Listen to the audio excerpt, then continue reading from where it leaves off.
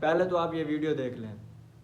جب اللہ نے فرمائی نہیں، قرآن میں آئی نہیں، محمد نے پڑھائی نہیں، تیری ضد کا نام تو دین نہیں۔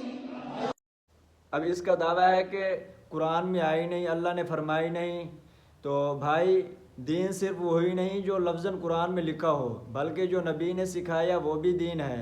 قرآن خود کہتا ہے وَمَا آتَاكُمُ الرَّسُولُ فَخُذُوهُ، جو رسول دے وہ لے لو۔ اطیعوا اللہ وَاطیعوا الرسول، اللہ اور رسول کی اطاعت کرو۔ اگر رسول نے کوئی عمل کیا یا سکھایا تو وہ دین کا حصہ ہے۔ قرآن میں نماز کا حکم ہے، قرآن رات کی عبادت قیام اللیل کا حکم دیتا ہے۔ قم اللیل الا قلیلا، نبی پاک صلی اللہ علیہ وآلہ وسلم نے رمضان میں قیام کیا، صحابہ نے جماعت کے ساتھ ادا کیا، حضرت عمر نے اسے منظم کیا، تو یہ سب مل کر تراویح بنتی ہے۔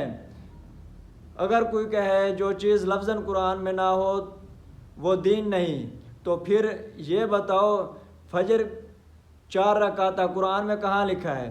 ظہر کی 12 رکعتیں قرآن میں کہاں لکھا ہے؟ نماز کا طریقہ کہاں مکمل لکھا ہے قرآن میں؟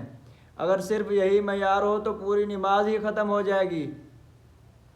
ہماری ضد نہیں ہے تراویح، ہم قرآن اور سنت دونوں کو مانتے ہیں، کیونکہ قرآن نے خود سنت کو لازم کیا ہے۔